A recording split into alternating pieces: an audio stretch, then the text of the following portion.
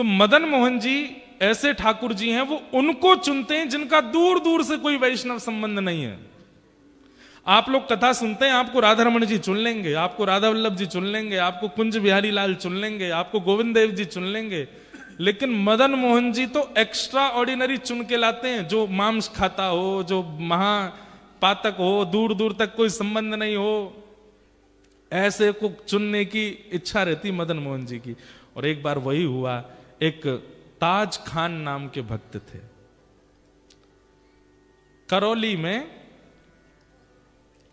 Post office में काम करते थे, चिट्ठियां इधर उधर पहुंचाने की। और ताज खान के जीवन चरित्र में ऐसा वर्णन आता है कि ये अच्छे मुसलमान थे। अच्छे मुसलमान, कोई हमारा ये नहीं कि कोई बुरे मुसलमान होते, अच्छे मुसलमान मतलब जो इनकी परंपरा का नियम होता है, इतने बजे ये पाठ करना, ऐसे टोपी पहन के घूमना, इतनी बजे नमाज करने जाना, आदि आदि जो भी उनके क्रम होते हैं हमें नहीं पता, वो सब नियम से करते थे ताज खान। दूर दूर तक वृंदावन से, ठाकुर जी से, श्री जी से कोई संपर्क नहीं, कोई संबंध नहीं, लेकिन स्वभाव अच्छा था, स्वभाव मीठा था, उग्र नहीं थे। बल्कि इन्होंने अपने डाकघर के जो मुखिया थे उनसे कह करके कि मुझे इतने बजे नमाज के लिए जाना होता, मुझे जाने दिया जाए, वो जाते थे। और जो भी इनके ग्रंथ होते हैं उनको पढ़ते रहते थे, खूब अच्छे से अपने धर्म का पालन करते थे। लेकिन मदन मोहन जी बड़े टेढ़े ठाकुर, इनके मन में आ गया कि इसको अपना बनाना है मुझे। वो कैसे बनाए? एक बार एक चिट्ठी आई मदन मोहन जी के गोस्वामी जी की, और ये चिट्ठी बांटने यही जाते थे सब जगह। तो पहले बंधुओं ऐसा था कि बहुत ज्यादा भारत में अशांति सी रहती थी, मंदिरों को तोड़ने के भय से, मंदिरों में कुछ उपद्रव ना कर दें इसलिए मंदिरों में नियम था कि केवल हिंदू अंदर जाएंगे, बाकी कोई नहीं जाएगा। तो बाहर बड़ी स्ट्रिक्टनेस रखी जाती थी। तो जैसे ही ये मदन मोहन जी के गोस्वामी जी की चिट्ठी लेकर के जैसे ही सीढ़ी चढ़ने लगे ऊपर, तो द्वारपाल ने इनको वहीं रोक दिया। बोले क्या बात है, क्यों चढ़े आ रहे हो ऊपर? बोले अरे भैया हम डाकघर से आए हैं, चिट्ठी है, गुसाई जी की चिट्ठी देने आए हैं। बोले आप यहीं रुक जाओ, हम गुसाई जी को बुला के ला रहे हैं, भीतर मत आना। हाँ नहीं आ रहे, हमको भी कोई शौक नहीं अंदर आने का, यहीं खड़े हैं, बुला दो। अब वो द्वारपाल भीतर गया, पीछे जाकर के जाने ऐसी कोई क्या व्यवस्था उसको लगी, वो वहीं व्यस्त हो गया उसको करने में, गुसाई जी को बुलाना ही भूल गया। अब ये बाहर खड़े खड़े प्रतीक्षा करें, दोपहर हो रही है, इतनी तेज धूप पड़ रही है, अभी तक आए नहीं। थोड़ी देर प्रतीक्षा करने के बाद इन्होंने द्वार खोला, मंदिर का मुख्य द्वार बाहर वाला खोला, खोल करके भीतर प्रवेश कर गए। डर तो रहे थे कुछ हो नहीं जाए, इधर उधर देखा, गुसाई जी, अरे भैया द्वारपाल कहां हो, चिट्ठी हम लेके खड़े हैं, ले तो जाओ। कोई प्रत्युत्तर नहीं देवे। तभी इन्होंने देखा कि हवा से, हवा के भाव से एक खिड़की, मंदिर की एक खिड़की कभी बंद होती है खुलती है, तो इन्होंने सोचा अंदर बोल के देख लेता हूं, इसके अंदर झांक के बोल देता हूं, कोई होगा तो आ जाएगा। ये जैसे ही गए, खिड़की खुल रही थी, बंद हो रही थी, खुल रही थी, बंद हो रही थी। जैसे ही इन्होंने वहां अंदर झांक करके भीतर, गुसाई जी बोला ही और नेत्र खोल करके देखा तो सामने मंदिर में श्री मदन मोहन जी का इनको दर्शन हुआ। त्रिभंग ललित ठाकुर जी खड़े हैं और मंद मंद नेत्रों से, वैसे तो मूर्तिमंत ठाकुर जी ऐसे ही रहते हैं, लेकिन जैसे ही इन्होंने भीतर झांका तो ठाकुर जी इनको देख करके अपने नेत्र मटकाने लगे, ऐसे ऐसे करने लगे और बार बार ऐसे पलक झपकाने लगे। ये देख करके ये तो वहीं धड़ाम से गिर पड़े। अब तो इनके मन में वही भाव चले, ये कौन था? ऐसे कमल जैसे कटाक्ष नेत्र, ऐसी सांवली सूरत, ऐसे टेढ़ा सा ये पैर, ये टेढ़े से ये हाथ, ये पीतांबरी पहना, मुख पे वंशी धरे, ये कौन है ये? इन्होंने जैसे तैसे अपने आप को उठाया, जैसे ही पुनः चढ़ने लगे, इतने में ही द्वारपाल आ गया। ए तुमको मना किया था भीतर मत आना, तुम भीतर घुसे चले आए।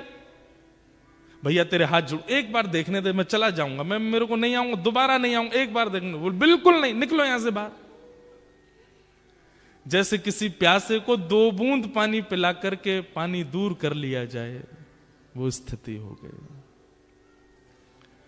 चिट्ठी देकर के द्वारपाल को ये तो चले गए, लेकिन मन चुरा लिया ठाकुर जी ने।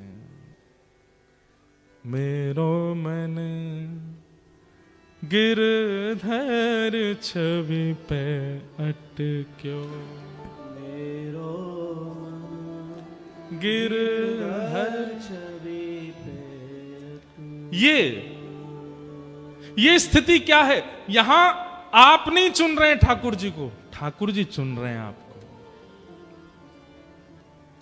और भैया जब ठाकुर जी चुनते हैं ना, तो स्थिति अवर्णनीय हो जाती, वर्णन नहीं कर सकते उसका। बहुत वर्षों बाद मुझे ये कथा याद आई है, ध्यान से सुनिएगा। काले खां चले गए, लेकिन अब चल रहे हैं तो भी नेत्र बंद करते हैं तो वही स्वरूप दिखाई दे रहा है। वो नेत्र अपने ऐसे ऐसे मटका रहे थे, वो अनुभव आ रहा है। एक जगह बैठे रह जाते हैं, सोचते रहते हैं ये कौन था, ये ग्वारिया बालक कौन था, ये सांवरा सलोना कौन था। आज तक कभी अपने नमाज के समय में, अपनी दिनचर्या में कभी बदल फेर नहीं हुआ, लेकिन अब करने कुछ और जाते हैं, करने कुछ और लग जाते हैं। स्थिति आपे से बाहर चली गई। अब तो ये मदन मोहन जी के मंदिर की जो सीढ़ियां थी, वहां से जब निकलते तो नीचे से देखते रहते, कब बुलाएंगे मुझे, कब स्वीकार करेंगे मुझे, कब दर्शन देंगे मुझे। ठाकुर जी ने चुन लिया। अब तो इनकी स्थिति ऐसी हो गई, जैसे एक प्रेमी होता है ना, उसको कोई प्रिय लग जाए तो वो जैसे बावड़ा सा हो जाता है, पागल सा हो जाता है, खाना पीना छोड़ देता है, सोना छोड़ देता है। एक तरफा प्रेम जो होता है, एक तरफा प्रेम में कई बार जो प्रेमी लोग होते हैं, मैंने सुना है ना एक तरफा प्रेम में क्या होता है कि जो प्रेमी होता है वो अपनी प्रियतमा को पहले तो प्रेम से मनाता है, फिर जिद से मनाता है, और नहीं तो फिर धमकी देता है। क्या धमकी देता है? या तो मुझे मिल जाओ, नहीं तो मैं प्राण त्याग दूंगा, नस काट लूंगा अपनी। ये सब भाव कहता है। बंधुओं, ये आजकल के लव बर्ड्स ऐसा करते हैं, लेकिन ये आजकल के लड़का लड़कियों का क्रिया नहीं है, ये हमारे प्राचीन भक्तों ने ऐसा किया ठाकुर जी के लिए। और काले खां उसी स्थिति में आ गए। बहुत दिन तक प्रयास किया कि ये मुझे कैसे भी ऊपर बुला लें, एक बार अपनी रूप छटा दिखा दें, लेकिन ठाकुर जी तो, उनका स्वभाव है तड़पाना। जब नहीं दर्शन हुए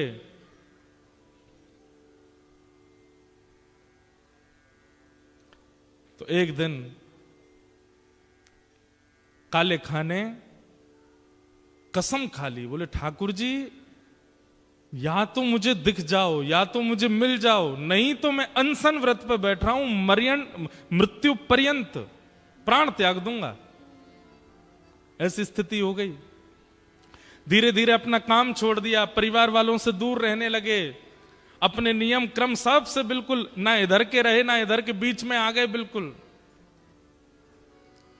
स्थिति अवर्णनीय हो गई।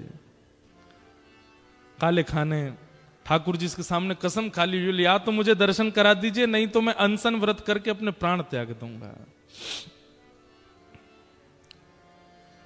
1 दिन 2 दिन 3 दिन व्यतीत हो गए भोजन किए बिना।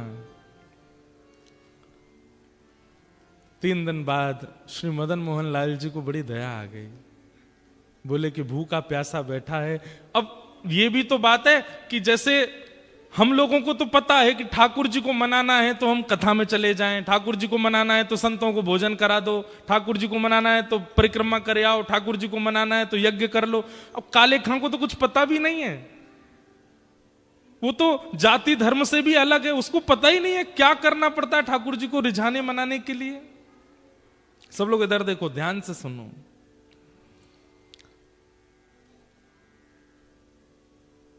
उसके पास यही तरीका था, ठाकुर जी के आगे कसम खाली बोले मैं प्राण त्याग दूंगा, मुझे मिलो नहीं तो। 3 दिन जब बीत गए बिना कुछ खाए पिए, तो रात में जब मंदिर बंद हुआ, मंदिर बंद होते सब गुसाई आदि सब चले गए, सुश्री मदन मोहन लाल जी अपने गहने जेवर आदि सब उतार करके एक सामान्य से ग्वारिया का रूप धारण किया।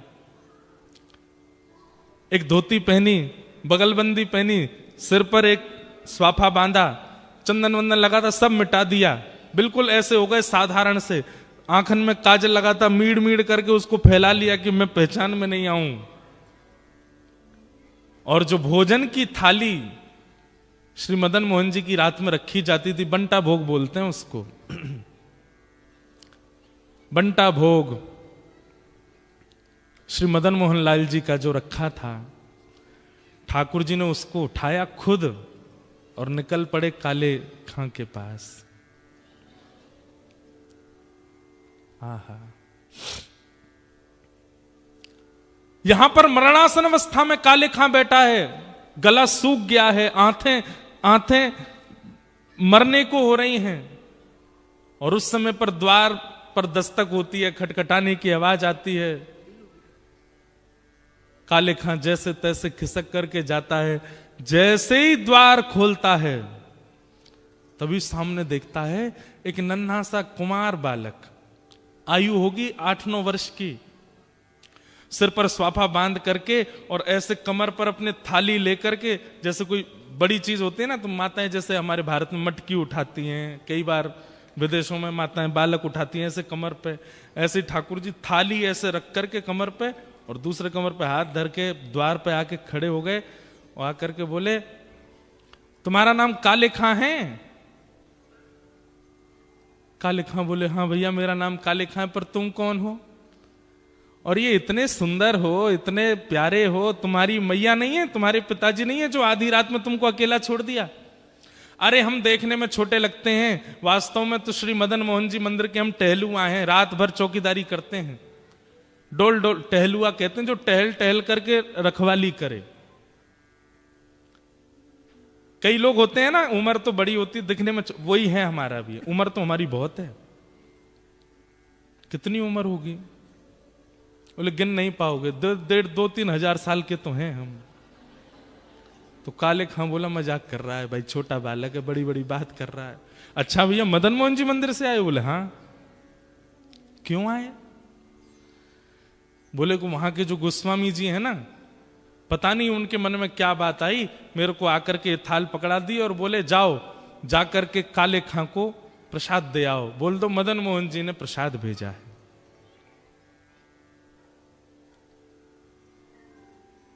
काले खां बोले सुनो, इसको तुरंत वापस ले जाओ, एक कौर नहीं खाऊंगा इसमें से। ये मैं सब जानता हूं ये लीला कौन कर रहा है, ये वही छलिया, वही कपटी, वही मरकट बंधु, मुझे एक झलक दिखा करके इतना परेशान कर दिया और अब मेरे अनशन को तुड़वाने के लिए थाल भेज दिए। कह देना गोस्वामी जी से जब तक दर्शन नहीं होगा मैं ये प्रसाद नहीं पाऊंगा, और मुझे दर्शन होगा नहीं क्योंकि मैं तो मुसलमान हूं, मुझे मंदिर में प्रवेश मिलेगा नहीं, इसलिए मुझे प्राण त्यागने पड़ेंगे, दोबारा जन्म लेना पड़ेगा। और सुनो एक बात और कह देना अपने मदन मोहन से। बोले क्या?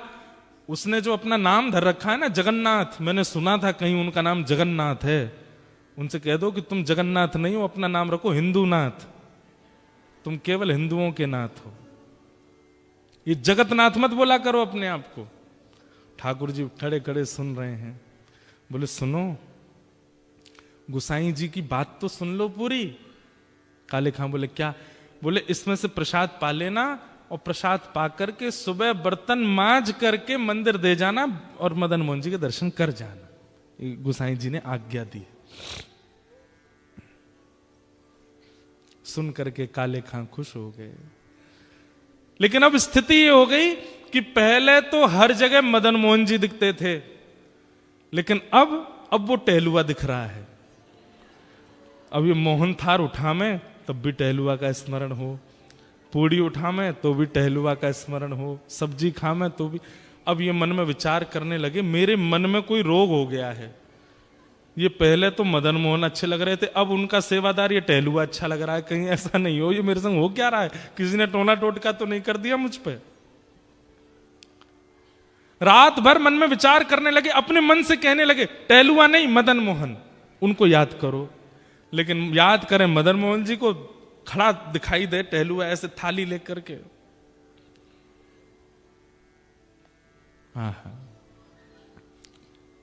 रात्रि में ठाकुर जी ने गोस्वामी जी को सपना दिया और सपने देकर के कहा, बोले पहले दिन चिट्ठी लेकर के मेरा भक्त काले खां आया था, द्वारपाल ने उसको डांट भगा दिया। अरे गोस्वामी जी मुझे उसको स्वीकार करना और मैं उसे स्वीकार कर चुका हूं। 3 दिन से अनशन व्रत पे था, मैं अपनी सोने की थाल में भोजन देकर के आया हूं। कल वो थाल धोकर के जब मंदिर आवे सब उसको रोकेंगे, लेकिन आप आकर के उसको भीतर बुला लेना, मेरा दर्शन कराना।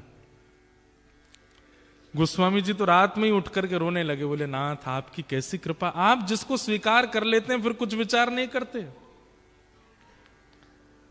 रात भर भोजन तो कर नहीं पाए, वो यही सोचने लगे टहलुआ टहलुआ, अरे नहीं नहीं मदन मोहन मदन मोहन मदन मोहन मदन मोहन, नहीं टहलुआ टहलुआ टहलुआ। मदन मोहन जी अब टहलुआ के रूप में उसको देखने लगे, वहीं प्रेम होने लगा। सुबह उठ करके सारी सामग्री साफ करी, पूरी थाली साफ करके बोला भैया गलती हो गई, मेरे तो मन को कोई रोग हो गया है, मैं जाके गोस्वामी जी को थाल दे दूंगा, बोल दूंगा मदन मोहन जी नहीं चाहिए, अपना टहलुआ दे दो, मैं तो उसी को देखता रहूंगा। यहां पर गोस्वामी जी सुबह सुबह आए, आते ही उन्होंने देखा कि मेरा स्वप्न सच है कि नहीं। तो मंदिर में प्रवेश करते सबसे पहले ठाकुर जी के भोग का थाल देखा, तो थाल वहां नहीं था। ये देखते ही गोस्वामी जी तो रोने लगे, हे कृपालनाथ ये कैसी कृपा, बड़े बड़े यज्ञाचार्यों को आपने स्वीकार नहीं किया, बड़े बड़े नाम जापकों को स्वीकार नहीं किया, बड़े बड़े भक्त जो दिन रात आपकी सेवा में लगे रहते हैं उनमें आपको कोई भाव नहीं दिखा, और एक मुसलमान, एक काले खान, दूर दूर तक जिसने भजन नहीं किया, उसके पीछे अपनी सोने की थाली दिया है रात में। जय हो आपकी। गोस्वामी जी प्रतीक्षा कर रहे हैं कब आएगा काले खान, लेकिन काले खान को तो अब गिल्ट फील हो रहा है भीतर से कि पहले प्रेमी कोई और था, अब प्रेमी कोई और हो गया है, अब तो मुझे टहलुआ चाहिए, अब तो मदन मोहन जी नहीं चाहिए। मंदिर द्वार पर जैसे ही पहुंचा, द्वारपाल से बोला सुनो ये थाली भीतर गोसाई जी को दे आओ। थाली तेरे पास कैसे आई? बोले कि उनको बोल देना रात में उन्होंने भिजवाई थी मेरे लिए टहलुआ के द्वारा। बोले कौन टहलुआ? अरे जो रात में मंदिर में रहता। बोले मैं ही तो रहता हूं रात में मंदिर में, मैं ही टहलुआ हूं यहाँ का। बोले तुम नहीं, उस सुंदर वाला टहलुआ। बोले अच्छा तो मैं कुरूप हूं? बोले नहीं मैं ऐसा नहीं बोल रहा हूं, 2 होंगे ना तुम, एक सुंदर छोटा सा काजल लगा करके सिर पे पगड़ी बांध के बढ़िया पीली सी पिता, और बड़ी अच्छी सुगंधी आ रही थी उसमें से, क्या वर्णन करूं उसकी रूप माधुरी का मैं। वो टहलुआ। बोले सुन तू यहीं खड़ा रहे, कोई टहलुआ नहीं है, मैं ही टहलुआ हूं और मैं गोसाई जी को अभी बुला के लाता हूं, तेरी तो अभी खैर नहीं। भीतर गए, इतने में ही जाकर के थाल दिया। गोसाई जी बोले थाल लाए हो? कौन लेकर के आया थाल? बोले वो काले खान आया है द्वार पे, उसको भीतर नहीं लाए? बोले वो तो कह रहा है कि टहलुआ से मिलना है उसको, और मैं ही टहलुआ हूं, वो पता नहीं कौन से टहलुआ का वर्णन कर रहा है। गोस्वामी जी निकल के बाहर आए, अप्रस में थे फिर भी बाहर आ गए, नेत्रों में आंसू। काले खान कौन आया था रात को? बोले आपके मंदिर का टहलुआ आया था, मुझसे गलती हो गई, पहले तो मुझे वो प्रिय लग गए थे, लेकिन अब मुझे वो टहलुआ ही चाहिए। मैं मंदिर में कभी नहीं आऊंगा, आप जितना कहेंगे मैं उतनी रकम दे दूंगा, केवल वो टहलुआ मुझको दे दो जो रात भर यहां टहलता है। ऐसे कटाक्ष नेत्र थे उसके, ऐसी सुंदर सी नासिका थी, ऐसी मधुर मुस्कान थी, ऐसी सुंदर उसने पगड़ी पहन रखी थी, और उसमें से ऐसी अद्भुत सुगंधी आ रही थी। हे गोस्वामी जी मैं आपके आगे हाथ जोड़ के कह रहा हूं, अगर दे नहीं सकते तो जैसे दर्शनार्थियों के लिए नियम है कि सुबह इतने बजे आओ, दर्शन होते हैं मदन मोहन जी के, सबको मदन मोहन जी के दर्शन कराओ, मुझे वो टहलुआ के दर्शन करा दिया करो बस। गोस्वामी जी बोले हाथ पकड़ो हमारा, हाथ पकड़ लिया। बोले चल टहलुआ से मिलवाते हैं। पहली बार श्री मदन मोहन जी के मंदिर के अंदर गए, ढूंढ रहा है काले खान कहाँ है, कब दिखेगा कब दिखेगा। और जैसे ही पर्दा हटाया तो बाकी सबको तो श्री मदन मोहन जी पाषाण रूप में दिख रहे थे, लेकिन काले खां को वो रात वाले टहलुआ के रूप में दिख रहे थे। ये रहे तेरे टहलुआ।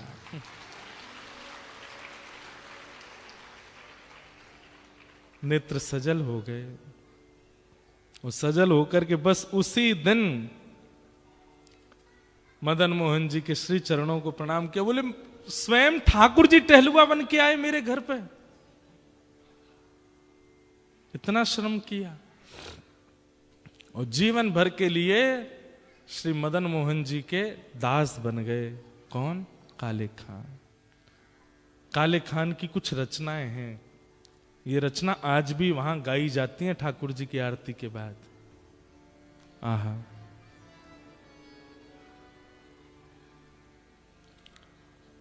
लगन जो लगी नाथ ताको विस्तार कहां, भूख प्यास निद्रा कछु बादत नहीं सांवरे। शब्द सुनना, एक उसके शब्द हैं जिसने कभी कथाएं नहीं सुनी है, जिसने कभी भजन नहीं किया, उसके शब्द हैं। लगन जो लगी नाथ ताको विस्तार कहां, भूख प्यास निद्रा कछु बादत नहीं सांवरे। मदन मोहन मूर्ति को बेग दर्शावो आप, एक एक क्षण कोटि कल्प समझावरे। आपसे जो मेरी लगन लगी है मैं उसको कैसे वर्णन करूं? बोले बस इतना कह सकता हूं, भूख प्यास निद्रा ये कोई भी मेरे को परेशान नहीं करती और इनकी मुझे इच्छा भी नहीं होती है। मदन मोहन मूर्त को बेग विस्तार दर्शावो, एक एक क्षण कोटि कल्प समझावरे। आपको देखे बिना एक एक क्षण मुझे ऐसा लगता जाने कितने घंटे कितने कल्प बीत गए हों। सुंदर कटाक्ष तेरे निरखत आनंद होत। ठाकुर जी बोले, ए काले खां तुझे मेरे स्वरूप में क्या अच्छा लगता? बोले आपके जो ये कटाक्ष नेत्र हैं। सुंदर कटाक्ष तेरे निरखत आनंद होत, मेरी एक क्षण कोटि कल्प समझावरे। दरस भिकारी ताज ताकी प्रभु अरज सुनो। दरस भिकारी ताज ताकी प्रभु अर्ज सुनो। नंद के दुलारे यार चाकर हम आपके, नंद के दुलारे ताज चाकर हम आपके, नंद के दुलारे यार चाकर हम आपके। हम आपके चाकर हैं, आप हमें स्वीकार करो। और जीवन भर के लिए श्री मदन मोहन जी ने उनको अच्छा रूप वैसा ही था, लंबी दाढ़ी रखते थे, सिर पे टोपी भी पहनते थे, वेशभूषा नहीं बदली अपनी, वैसे ही रहते थे, लेकिन नित्य दर्शन करते मदन मोहन जी का और सामने बैठ कर के रोते रहते। बस एक दिन उनकी ख्याति इतनी बढ़ गई, दूर दूर से लोग देखने आते थे, भैया एक मुसलमान भक्त है। तो एक दिन ये करौली छोड़ करके कहीं और चले गए और जहां गए वहां जाकर के इतने आर्तनाद से ठाकुर जी को पुकारा कि ठाकुर जी प्रत्यक्ष प्रकट होकर के इनके गले में गलवैयां डाल करके इनको अपनी नित्य लीला में संग ले गए। बोलो भक्त वत्सल भगवान की। ये कथा हमने क्यों सुनाई? एक होता है आप ठाकुर जी को चुनो और एक होता है ठाकुर जी आपको चुने। दोनों में अंतर क्या है? सब प्रिय लगे और ठाकुर जी भी प्रिय लगे, इसका मतलब आप ठाकुर जी को चुन रहे हैं। पर ठाकुर जी अगर आपको चुन लेंगे तो फिर और कुछ प्रिय लगेगा नहीं, और कुछ भा नहीं सकता, और कुछ प्रिय लगेगा नहीं।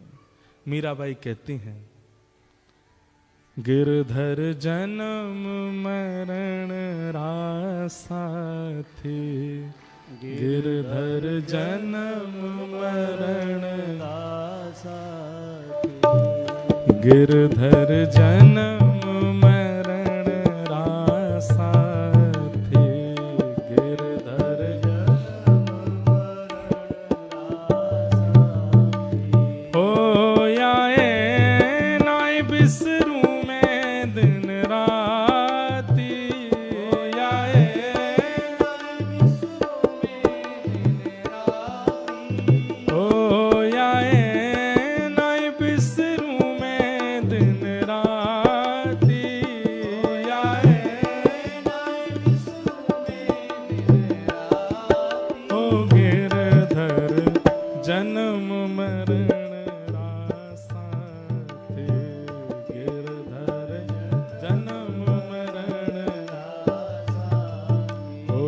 गिरधर जन्म मरण रासा थे, गिरधर जन्म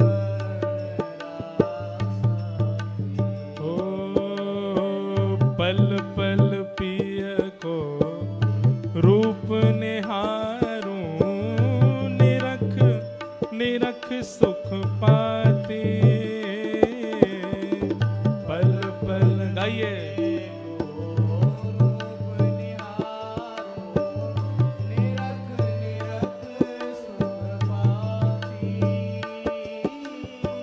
पल पल पिय को रूप निहारूं, निरख निरख सुख पाती, पल पल पिय को रूप निहारूं, निरख निरख सुख पाती, दोए कर जोड़ा रज करूं छूं, दोए कर जोड़ा दोए कर जोड़ा रज करूं छूं, दोए कर जोड़ा रज करूं छूं, सुन ली जो मारी बात, गिरधर जन्म मरण रासा थे, गिरधर जन्म मरण रासा, ओ गिरधर जन्म मरण रासा थे, गिरधर जन्म मरण रासा। श्री राधा रमण लाल की, करताल बजा के गाओ।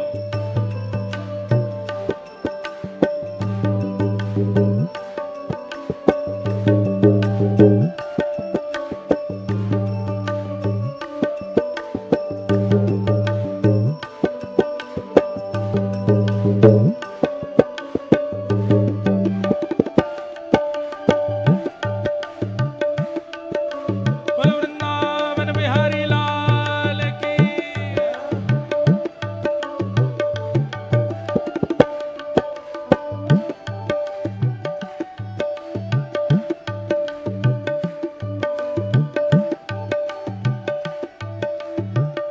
और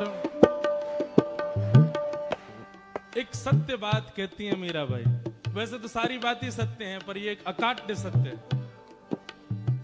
यह संसार सकल जग झूठा, झूठा कुल रानाता,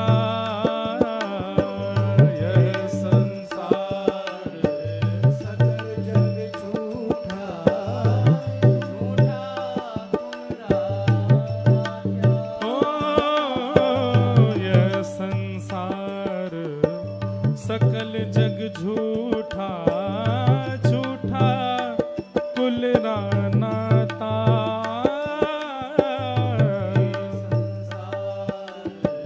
सकल जग झूठा, झूठा सब लोग गाओ।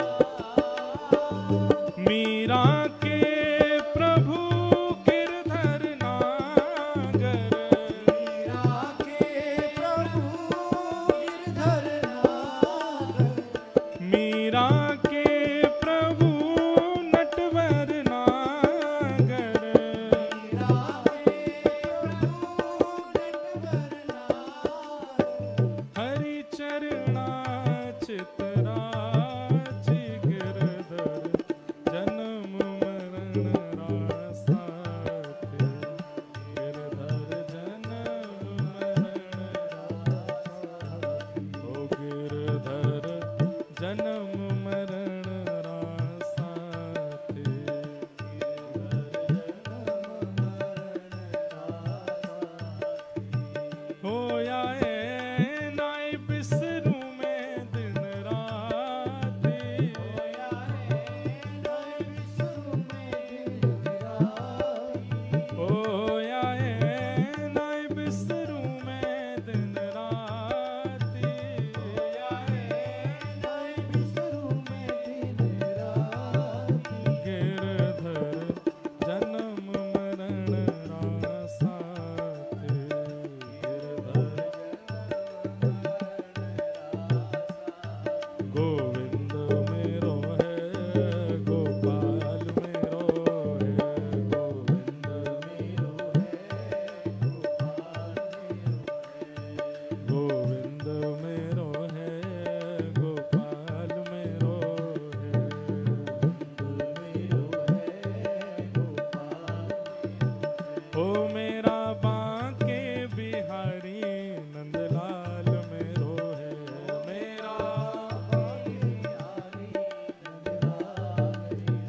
ओ मेरा बांके बिहारी नंदलाल मेरो है, मेरा बांके बिहारी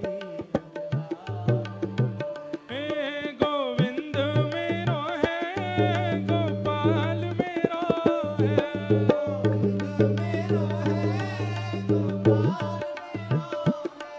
गोविंद मेरो है, गोपाल मेरो है,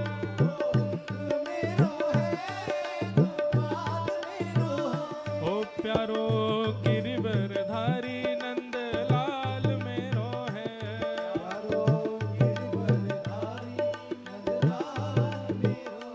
प्यारो गिरिवरधारी नंदलाल मेरो है,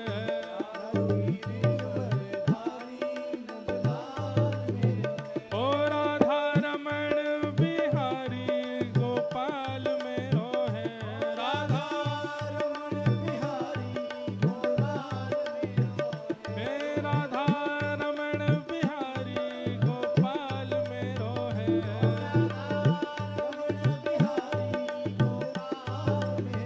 हे गोविंद मेरो है, गोपाल मेरो है,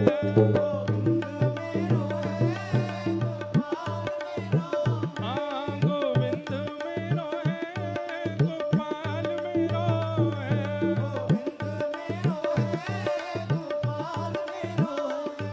गोविंद मेरो है, गोपाल मेरो है, हे गोविंद मेरो है, गोपाल मेरो है, गोविंद मेरो है, गोपाल मेरो है, जय जय श्री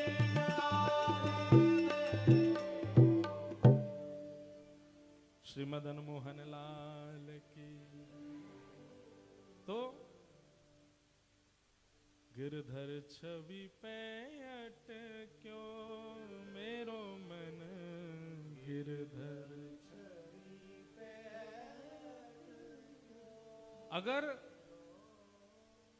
आप ठाकुर जी को चुनेंगे तो आप अटकेंगे नहीं। देख के आपको अच्छा लगेगा, देख के आपको सुख मिलेगा, देख के आपके नेत्र भी सजल हो सकते हैं, लेकिन आप अटकेंगे नहीं। अटकने का मतलब क्या होता? कुछ और कर ही नहीं पाए, फिर बस देखते रह गए, अटके नहीं। और अगर अटक गए मतलब फिर और कुछ ध्यान ही नहीं रहा और कुछ कर ही नहीं पाए, बस देखते रह गए उस सांवली सूरत को, मोहिनी मूरत को, तो समझो ठाकुर जी ने चुना। परीक्षित ठाकुर जी के द्वारा चुना गया है, इसलिए 3 दिन से अनवरत कथा सुन रहे हैं। और चौथे दिन जब सूक्ष्म में कृष्ण लीला सुना दी तो व्याकुल हो गए, विचलित हो गए कि नाथ ऐसे मत कीजिए, मुझे पूरी कथा सुनाइए। इनकी कथा सुनने के लिए मैं भूख प्यास जीत करके बैठा हूं। दुनिया में सबसे कठिन होता है भूख लगना और भोजन का ना मिलना। महाभारत में कहते हैं वासुदेव जरा कष्टम कष्टम निर्धन जीवनम पुत्र शोक महाकष्टम कष्टात कष्ट करित क्षुधा। कष्टात कष्ट करित क्षुधा। सबसे पहला कष्ट होता है बुढ़ापा, लेकिन उससे भी बड़ा कष्ट क्या है? बुढ़ापे में माता पिता अपनी आंखों के आगे अपने पुत्र या पुत्री को जाते हुए देख लें, ये उससे भी बड़ा कष्ट है। और उससे भी तीसरा बड़ा कष्ट क्या है? बोले एक तो बुढ़ापा, ऊपर से बालक चले गए, तीसरा निर्धन हो गए। लेकिन फिर भी गांधारी कहती है महाभारत में, कष्टात कष्ट करित क्षुधा। भूख लगना और भोजन का ना मिलना ये सबसे ऊंचा कष्ट है। इस कष्ट के आगे बुढ़ापा, बच्चों का चले जाना और निर्धन हो जाना भी कोई बड़ी बात नहीं है। ये बात हम क्यों कह रहे हैं?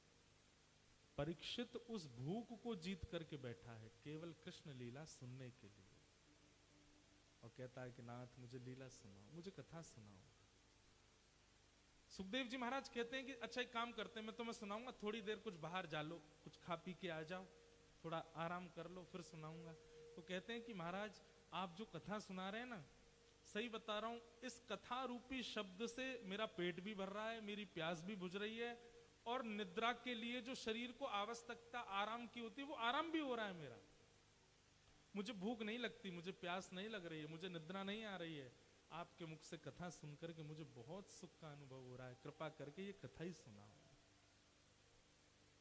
तब यहां पर श्री सुखदेव जी महाराज कहते हैं, मैं परखना चाह रहा था कि ब्रज लीला में प्रवेश करने लायक तुम हो कि नहीं, और मैंने देख लिया कि तुम अधिकारी हो। क्यों? ये स्थिति जो अभी तुम्हारी हुई है ना परीक्षित, ये तुम्हारी स्थिति नहीं है, ये ब्रज की गोपियों की स्थिति है। वो चलते फिरते, उठते बैठते, खाते पीते हमेशा केवल कृष्ण को याद करती रहती हैं। उनका भोजन भी श्री कृष्ण नाम है, उनकी प्यास भी कृष्ण नाम है, उनका आराम भी कृष्ण नाम है, उनका सजना भी कृष्ण नाम, उनका सवरना भी कृष्ण नाम, सब कुछ कृष्ण है। और जिसका सब कुछ कृष्ण वही गोपी है। और तुम अब वो बन चुके हो। ब्रज में बिन गोपी प्रवेश नहीं होता। अरे जिनका अभी मास चल रहा है ना, महादेव, ये भी जब वृंदावन आते हैं तो इनको गोपी बनना पड़ता है। बोलो गोपेश्वर महादेव की। ये भी गोपी बन करके आते हैं। गोपी मतलब नथनी वाली नहीं, गोपी मतलब लहंगा फरिया वाली नहीं। गोपी मतलब जिसके नेत्र केवल उनको देखना चाहें, जिसके कान केवल उनको सुनना चाहें, जिसकी जीभ केवल उनका प्रसाद चाहे, जिसकी त्वचा केवल उनका स्पर्श चाहे, जिसके चरण केवल उनके पास जाना चाहें, जिसकी सर्वांगीण इंद्रियों में केवल कृष्ण बसे हैं, वो गोपी। सूरदास गोपी हैं, कुम्भनदास गोपी हैं, कृष्णदास गोपी हैं, चतुर्भुजदास गोपी हैं, श्री गोपाल भट्ट गोस्वामी गोपी हैं, श्री हितरवंश महाप्रभु, ये सब गोपी हैं। क्यों? क्योंकि इनकी इंद्रियां संसार की किसी वस्तु को नहीं चाहती, वो केवल कृष्ण चाहते हैं। हितरवंश महाप्रभु के चरित्र में आता है कि महाप्रभु जी बाल्यकाल से ही महाप्रसाद ठाकुर जी का प्रसाद पाते थे। एक दिन बाल अवस्था में रोने लगे रात में उठ के, माँ मुझे भूख लगी है, बहुत जोर की प्यास लगी है। तो इनकी जो माता जी थी तारा देवी, वो मन में विचार करने लगी, आधी रात में लाला को भूख लग रही है। अब छोटे बालक को भूख लगती है तो माँ दूध पिला देती है, कुछ खिला देती है। जैसे ही इनकी माँ दूध लेकर के आई, कुछ बादाम आदि लेके आई, तो हरिवंश महाप्रभु बाल अवस्था में उस दूध को देख करके बोले, ये नहीं पीना। क्यों? भोग नहीं लगा अभी ठाकुर जी को।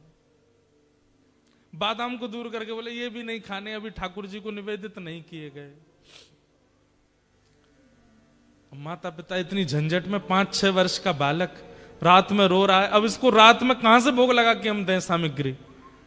तो भीतर प्रिया प्रियतम जो सेवा के ठाकुर जी थे, श्री राधा मोहन लाल जी, महाप्रभु जी के पिताजी के ठाकुर जी, छोटे छोटे श्री विग्रह थे ठाकुर जी के।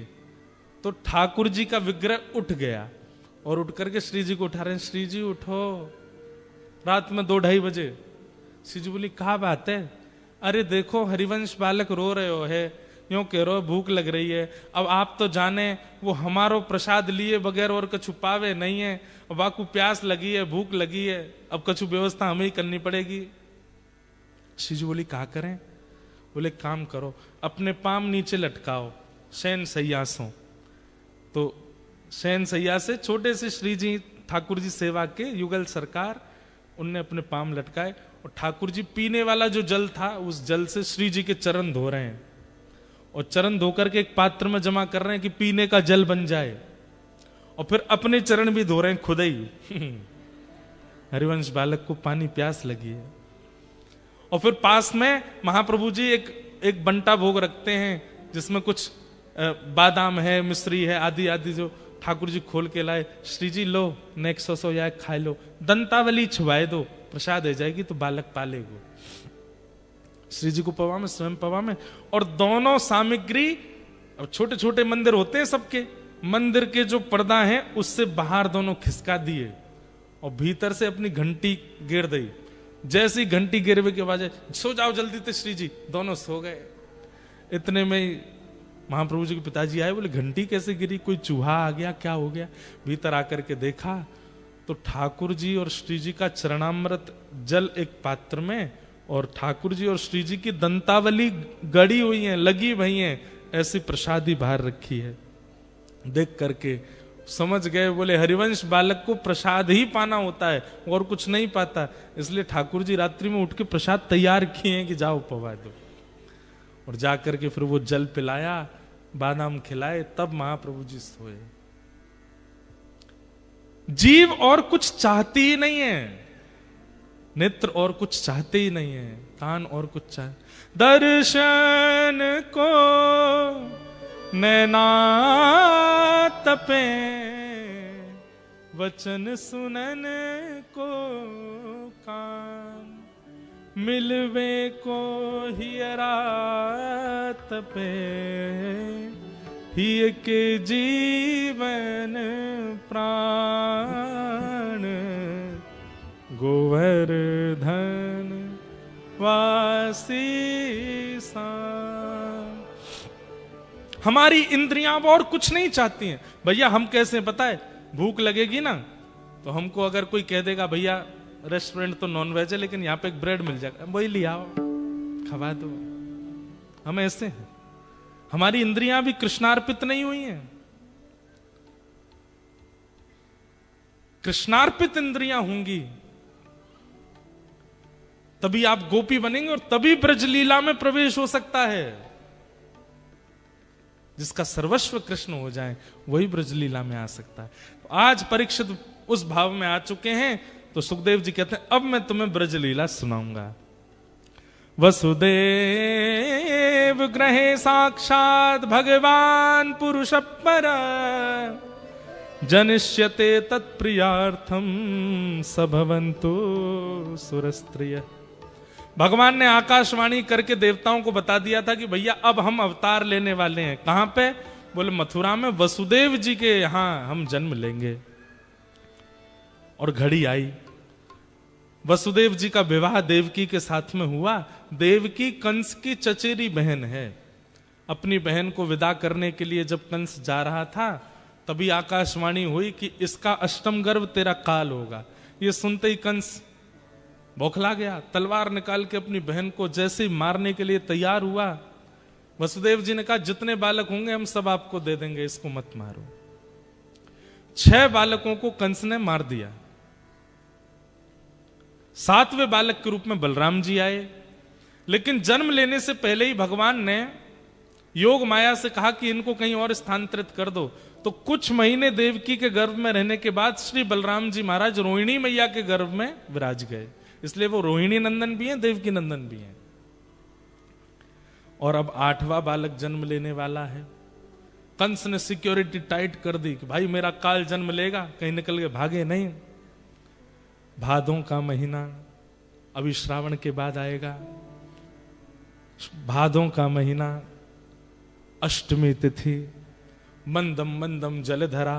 बंधुओं आपने पता नहीं अनुभव किया कि नहीं, हमारे ब्रज वृंदावन में बारिश कभी हो चाहे नहीं हो, जन्माष्टमी को जरूर रिमझिम बरसेगी ही। भागवत में उसका वर्णन है, मंदम मंदम जलधरा। कभी जन्माष्टमी पे वृंदावन में मंदिर में मत जाना, नहीं तो पिच जाओगे, चटनी बन जाओगे। वृंदावन चले जाना, बस अनुभव करना कि आज की तिथि पे ही ठाकुर जी आए थे, और वो सब अनुभव होगा आपको। सारे द्वारपाल सोए थे गहरी नींद में, जितने सिक्योरिटी लगाई थी कंस ने सब सो गए। ठाकुर जी की माया ने सबको सुला दिया। कंस गहरी नींद में सो गया, और तभी कारागृह में जैसे ही मध्य रात्रि हुई, देवकी के गर्भ से एक दिव्य तेज प्रकट हुआ, और जैसे ही वो तेज विश्राम हुआ, शंख चक्र गदा पद्मधारी चतुर्भुज रूप में भगवान श्री कृष्ण प्रकट हो गए। बोल बाल कृष्ण लाल की। ठाकुर जी जब प्रकट हुए तब 2 भुजा नहीं थे, चतुर्भुज थे। सब लोग हाथ जोड़ो, प्रणाम करो। तम अद्भुतम बालकमंबुजे क्षणम, चतुर्भुजं शंख गदायुधायुधम, श्रीवत्सलक्ष्मं गलसौभकौस्तुभं, पीतांबरं सांद्रपयोदसौभगम्। भगवान चतुर्भुज रूप में आए। ठाकुर जी विराट नहीं बने हैं, छोटे से ही, जैसे छोटे छोटे लाला होते हैं ऐसे छोटे से ही लाला हैं, पर छोटे लाला ही शंख चक्र गदा, छोटे छोटे शंख, छोटी छोटी गदा, छोटे छोटे सब आयुध लेके छोटे से ही ठाकुर जी प्रकट हो गए। और कैसे आए? बोले कौस्तुभ मणि पहन के आए हैं, पीतांबरी पहन के आए हैं। कैसा ठाकुर जी को श्रृंगार का शौक है, मतलब जन्म भी श्रृंगार करके लिया है। सामान्य बालकों की तरह नहीं आए। देव की मैया ने प्रणाम किया। ठाकुर जी बोले मैया प्रणाम क्यों कर रही हो, हम आपके बालक हैं। बालक को गोद में उठाया जाता है। देव की मैया बोली फीलिंग बिल्कुल नहीं आ रही हमको। कौस्तुभ मणि पहन के आए हो आप, हैं पीतांबरी पहन के, गर्भ से बालक शंख चक्र लेके आता है। और कौन सा ऐसा बालक है जो जन्म लेते ही बोलने लगता है? ये चपड़ चपड़ क्यों बोल रहे हो आप? मुझे लग ही नहीं रहा कि मैंने बालक को जन्म दिया है। ठाकुर जी बोले मैया हम तो इसलिए ऐसे बन के आए कि जन्म लेते ही कंस मामा आता है मारने। हमने सोचा सुदर्शन चक्र से उसका सर धड़ से अलग कर देंगे। अब भाई हाँ, कंस की चिंता हुई, मां की चिंता नहीं हुई कि मां को कैसा लगेगा मैं ऐसे बन के जाऊंगा तो। अरे एक मां का सुख होता है, बालक जन्म लेता है, उसको अपना पयोधर पिलाती है, उसको अपने हृदय से लगाती है, उसके रुदन को सुनती है, उसके छोटे छोटे हाथ, छोटे छोटे चरण देखती है, तब मां को सुख मिलता है। आप तो खाना पूर्ति कर रहे हो कि हाँ ले जन्म ले लिया मैंने, अनुभव तो कराइए। ठाकुर जी बोले मैया सुनो, अगर हम अनुभव कराएंगे तो फिर हम 2 भुजा अंतर ध्यान करेंगे, वस्त्र उतार देंगे, बिल्कुल छोटे बालक बन जाएंगे। लेकिन फिर आपको एक काम करना पड़ेगा। क्या? जब हम 2 भुजा में आ ही जाएंगे, आयुधों का त्याग कर ही देंगे, तो फिर हम आयुध उठाएंगे नहीं। और जब आयुध त्याग कर देंगे तो फिर प्रेम स्वीकार करेंगे, और प्रेम का निर्वहन करने के लिए हमको कुछ साल ब्रज में लीला करनी पड़ेगी। अगर आप हमारे शंख चक्र छुड़वा रही हो, हम छोड़ तो देंगे, लेकिन फिर उतने दिन प्रेम भाव धारण करेंगे भुजा में। और उसके लिए प्रेम के विस्तार के लिए लोगों को, कलिकाल में लोगों को ज्ञान से नहीं पाया, मुझे ज्ञान से नहीं पा पाएंगे, वैराग्य से नहीं पा पाएंगे, मेरे प्राप्ति के लिए प्रेम आवश्यक होगा। उसकी स्थापना के लिए फिर मैं लीला करने ब्रज जाऊंगा। मंजूर है तो बताओ। देव की मैया बोली कितने दिन के लिए जाओगे? बोले 11 वर्ष। मैया 11 वर्ष का आपको वियोग सहना पड़ेगा, 11 वर्ष बाद फिर आपके पास ही रहूंगा, लेकिन इतना त्याग आपको करना पड़ेगा। देव की मैया बोली मैं त्याग सह लूंगी, लेकिन एक बार बालक बन जाओ। ठाकुर जी ने तुरंत 2 भुजाएं अंतर ध्यान कर दी, शंख चक्र अंतर, छोटे से बालक बन गए। जैसे ही रोने लगे, देव की मैया को वात्सल्य आ गया, तुरंत अपने पयोधर का पान कराया। ठाकुर जी ने दुग्ध पान किया। भगवान ने वसुदेव जी को आज्ञा की ये जो पास में आपकी डलिया पड़ी है इसमें हमको लिटाओ, ले चलो।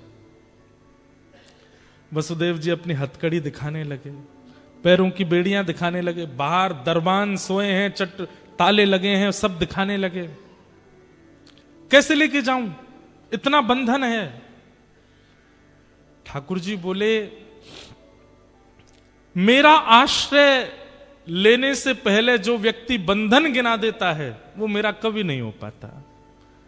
बंधन मत गिनवाइए, ये रुकावट है, ये रुकावट है, ये रुकावट है, मुझे नहीं बताओ, सीधे चरण पकड़ो। मेरा काम है बंधन खोलने का, मैं खोल दूंगा, आप तो बस मुझे लो अपने पास। बंधन मत गिनवाया कि जब हम ऑस्ट्रेलिया में रहते हैं, सिडनी, यहाँ पे काम बहुत होता है महाराज जी, सैलरी कट जाती है, यूं हो जाता है, त्यों हो जाता है। यहाँ पे तो हमको खान पान में थोड़ा सा ध्यान नहीं रखना पड़ता, सब कुछ खाना पड़ता है। ऑस्ट्रेलिया है महाराज जी। बंधन मत गिनवाया कीजिए, सीधे ठाकुर जी के आश्रित हो जाइए। बंधन करवाना और बंधन निभवाना ये ठाकुर जी की जिम्मेवारी है। ठाकुर जी से कह दिया करो नाथ हम ऑस्ट्रेलिया में रहते हैं, यहां ये व्यवस्था है, लेकिन फिर भी हम वैष्णव रूप धारण कर रहे हैं, हम आपके चरण पकड़, अब आप देख लेना, आप जानो आपका काम जाने। ठाकुर जी देखना फिर कैसी बंसी बजाएंगे। कोई सामने से आपको प्रस्तुत भी करेगा ना कुछ अभद्र वस्तु, आप लेने के लिए हाथ भी बढ़ाओगे तो ठाकुर जी ऐसा कुछ करेंगे कि वो वस्तु गिर ही जाएगी, नहीं जाएगी मुख तक। ये ठाकुर जी करेंगे लीला। कोई अयोग्य व्यक्ति जीवन में आ रहा होगा ना, और आपके जीवन पर पूरा आक्रमण करने ही वाला होगा, उससे पहले ठाकुर जी ऐसा कुछ करेंगे कि नहीं आ पाएगा वो जीवन में। आप एक बार आश्रय लीजिए, बंधन मत गिनाइए। हम कैसे आवे ब्रजधाम, यहां से बहुत दूर है, बहुत महंगी फ्लाइट होती है, यूं होती है, त्यों होती है, ऐसा होता है, वैसा होता है, ये होता है, वो होता है। आपको हम सत्य बता रहे हैं, भक्ति पथ ऑस्ट्रेलिया के सब लोग बैठे हैं यहां पे। हमने बिल्कुल इन लोगों से कही, मैंने कि पैनिक मत करना, 4 लोग आवे चाहे 4000 लोग आवे, सुनने वाले आने चाहिए। भीड़ नहीं आवे, कोई जरूरी नहीं 4 आवे 4000 आवे, पैनिक। अब मैंने कि 4 आवे तो दुखी मत होना, 4000 आवे तो फूलना मत। जितने आ जाएं बस प्रसन्न रहो, ठाकुर जी पे छोड़ो, ठाकुर जी सब मंगल करेंगे। और सब मंगल हो रहा है अभी तक, सारी उत्सव इतने बढ़िया से हुए सब जगह। आपको हम बहुत बढ़िया लग रहे हैं ना, मंच पे बैठे बढ़िया लग रहे हैं लग रहे हैं, लेकिन हमारी स्थिति पूछ लो एक बार। भारत से आए, जेट लैग भी नहीं उतरा हमारा, सुबह 6 बजे मेलबर्न पहुंचा मैं, कड़कती ठंड में आकर के 7 बजे घर पे जैसे तैसे लेटे, इतने में सूर्य नारायण आने लगे आंखों पे। उठो, उठ करके ठाकुर जी की सेवा करी। इतनी लंबी नींद पूरी नहीं हुई, पर कथा करी मेलबर्न में, 3 दिन तक वहां कथा करी, लोगों से मिले, सोने का कोई ठिकाना नहीं। कथा विश्राम करके रात में भाग गए तस्मानिया। हमको क्या पता था कि तस्मानिया बिल्कुल ही साउथ पोल में जाके आता है।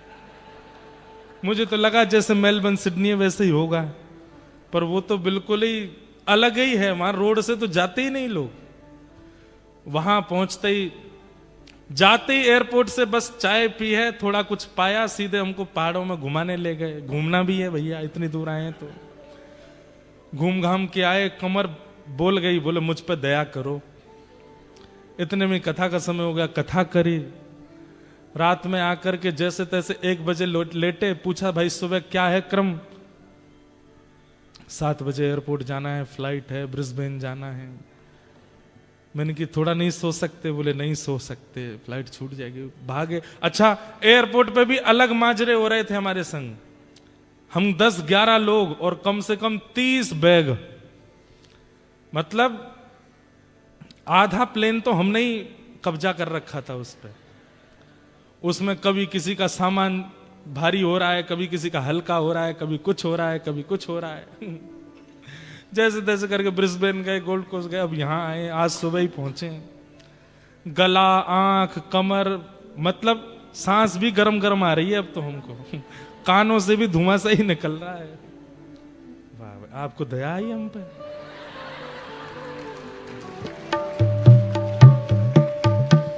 वाह, देखो भैया, सीखो। लेकिन व्यास मंच की मर्यादा है, झूठा मुंह कर नहीं सकते, डरे रहो। पी नहीं सकते, यह मर्यादा है। जितनी देर कथा चलेगी हम जलपान नहीं कर सकते। और कथा में आने से 2 घंटा पहले जल छोड़ना पड़ता है। कहीं यहां बैठे और मेल फीमेल वाला चिन्ह ढूंढेंगे, पर कहां है भैया बताओ। इसलिए उसके लिए त्यागना पड़ता है पहले से। इतना मेहनत करके भैया यहां कथा सुना रहे हैं, इसलिए ये सब ठाकुर जी करा रहे हैं हमसे। हो, हम अगर सोचें कि हम कर रहे हैं तो ये हो ही नहीं सकता। इसलिए बंधन मत गिनवाइए ठाकुर जी को, बस करने लगिए। ठाकुर जी अपने आप सब व्यवस्थित कर देते हैं, सब आनंदित कर देते हैं। वसुदेव जी ने जैसे कहा हथकड़ी बेड़ियां, ठाकुर जी बोले बंधन मत गिनाइए पिताजी, सीधा मेरे शरण में आइए। जैसे ही गोद में लिया ठाकुर जी को, शरणागति हुई, हाथ की हथकड़ियां खुल गई, पैरों की बेड़ियां खुल गई, चट चट सारे ताले खुल गए। ठाकुर जी बोले व्यक्ति बंधन गिनाता है, शरण नहीं लेता, पछताता है। लेकिन बंधन युक्त होकर के मुझे गिनाता नहीं, सीधे चरण पकड़ता है, तो फिर बंधन मैं खोल देता हूं। अब ले चलो मुझे। कहां? गोकुल। गोकुल में अभी अभी यशोदा मैया ने एक लाली को जन्म दिया है। वहां जाकर के मुझे सुला दो और वो लाली ला करके कंस को दे दो। वो लाली कोई सामान्य नहीं है, अष्टभुजी देवी है, वही सबक सिखाएगी कंस को, और मैं 11 वर्ष बाद फिर आऊंगा। सोचो देव की मैया का कैसा हृदय हुआ होगा। ठाकुर जी को हृदय से लगाया, पलना में डलिया में रख करके भेज दिया। अर्धरात्रि में गोकुल पहुंचे, लाला सुला दिए। सब सो रहे थे गोकुल में भी, कोई नहीं जगा था, किसी ने नहीं देखा। और लाली को लेकर के आए, आकर के कंस को दे दिया। कंस ने उस बालिका को पृथ्वी पर पटक दिया, अष्टभुजी देवी बन गई। कंस से बोलने लगी, मुझ जैसे निर्दोष बालकों को मारता है? तेरे शत्रु कृष्ण ने तो जन्म ले लिया। कहां लिया? बोले 84 कोस में लिया है, ये नहीं बताऊंगी कहां लिया। अब तू बस अपनी उल्टी गिनती गिन, तेरी मृत्यु समीप है। कंस तो बड़ा व्याकुल हो गया, अब मैं क्या करूं। लेकिन हम लोग चले, वही रहने दो। गोकुल, नंद रानी यशोदा 80 बरस की है गई, लेकिन अभी तक लाला नाय भयो। लेकिन अब सब ब्रजवासी ने कही, बोले मैया अब के लाला होएगो, चिंता मत करियो, अब के लाला है जाएगो। भैया मेजोरिटी में अगर कोई चीज सोच ली जाए ना, तो प्रकृति उस काम को करवा देती है। सब ब्रजवासी कहने लगे, बोले बाबा आपके लाला होएगो, मैया आपके लाला होएगो। आज अष्टमी की भोर भई है, दिन भयो है, और नंद बाबा की 2 बहन हैं, नंदा और सुनंदा। ये दोनों जैसे ही गई, इनने जाकर के देखी, नंद भवन में यशोदा मैया के बगल में एक नीलमणि जैसो बालक सोयो है, चद्दर ओढ़ करके सोयो है। ये ना पतो कि लाला है कि लाली, लेकिन नीलो नीलो मुखमंडल दिख रहा है।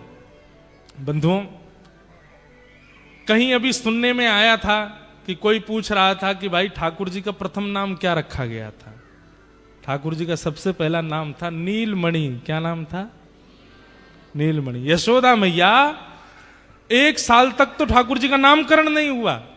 श्री गर्गाचार्य जी ने 1 साल बाद आकर के नामकरण किया ठाकुर जी का। 1 साल तक यशोदा मैया नीलमणि बोलती हैं ठाकुर जी को। मेरी नील, जैसे मणि का मतलब रत्न, जो हृदय को बहुत प्रिय होता है, हृदय के पास रखते हैं, इसलिए मणि। और ठाकुर जी का वर्ण कैसा? बोले नीला नीला है, इसलिए यशोदा मैया कहती नीलमणि कहाँ है? नीलमणि सो गयो का, नीलमणि उठ गयो का। अरे मेरो नीलमणि कैसो है? नीलमणि ये ठाकुर जी का प्रथम नाम है। फिर कन्हैया, गोपाल, गोविंद आदि ये सब तो नाम बहुत हुए ठाकुर जी के, पर नीलमणि। नंदा सुनंदा दोनों बोली, अरे ये तो नीलमणि जैसो, ने देखियो लाला है कि लाली। सुनंदा बोली, कोई भी हो, हमें कहा। बोले नहीं, एक लाला होना चाहिए। अरे तू ऐसो भेद काहे को करे? लाली हो तो कहा दिक्कत है? बोले दिक्कत कछु ना है, पर लाली ते हम ज्यादा कछु कह ना सके। लाला के तो कान भी पकड़ लेंगी, लाला को तो पीटो देंगी, लाला को तो डांटो देंगी, हम बुआ हैं। एक लाला है जाए। और जैसे ही चद्दर हटाए करके देखी, महाराज है गो है गो है गो है गो है गो है गो है गो है गो है गो। नंदा सुनंदा है गो करती वही दौड़ी। ब्रजभाषा पल्ले पड़ रही है आपके। है गयो करके जैसे ही दौड़ी महाराज, सब ब्रजवासी बोले कहां है गयो? बोले अब तो है गयो। अरे भयो कहा? बोले है गयो। हजारों ब्रजवासी पीछे चलने लगे। अरे भयो कहा? पूरे रास्ता में चिल्लाती जा रही हो, है गयो भयो कहा? नंदा सुनंदा दोनों गौशाला गई और नंद बाबा के पास जाकर के बोली, बाबा आपने इतने ब्रजवासी को ध्यान रखो, गैयान की सेवा करी, और आपके या सेवा भाव सो आपके घर नीलमणि जैसो लाला भयो है, बधाई हो। ऐसे बधाई बोलते हैं। अरे कंस के उठने का डर है आपको कि कंस उठ नहीं जाए? बधाई हो, बधाई हो, बधाई हो। नंद बाबा तो आनंद में भर गए। बोले भैया ये तो सब आप ब्रजवासी की कृपा भैया। पीली पीली पगड़ी पहनी, पीले वस्त्र पहने, और श्री नंद बाबा तैयार है करके सीधे दौड़े ब्रजवासी के सब ब्राह्मणन को लेकर के गए, स्वस्ति वाचन कियो। और सब ब्रजवासी अपने अच्छे अच्छे वस्त्र पहन करके आ गए, नाच रहे हैं, गा रहे हैं, उछल रहे हैं, अपनी अटारियों पर खड़े होकर के दूध लुटा रहे हैं, दही लुटा रहे हैं, मक्खन लुटा रहे हैं, मिश्री के मक्खन के गोला बना बना करके एक दूसरे पे मार रहे हैं। जा पे मक्खन मिश्री को गोला पड़े, वो पूछा अरे भयो कहा? बोले तेरो मोह चीकनो है गो, अब ना पता चली कहा भयो? अरे नंद जी के लाला भयो है। तो वो अपने मोह के मक्खन मिश्री को लेके वहां में एक चखले बहू के गोला बना के फिर दूसरे पर डारे, वाय बतावे, बोले नंद जी के लाला भयो है। सब ब्रजवासी नाच रहे हैं, गा रहे हैं, उत्सव मना रहे हैं।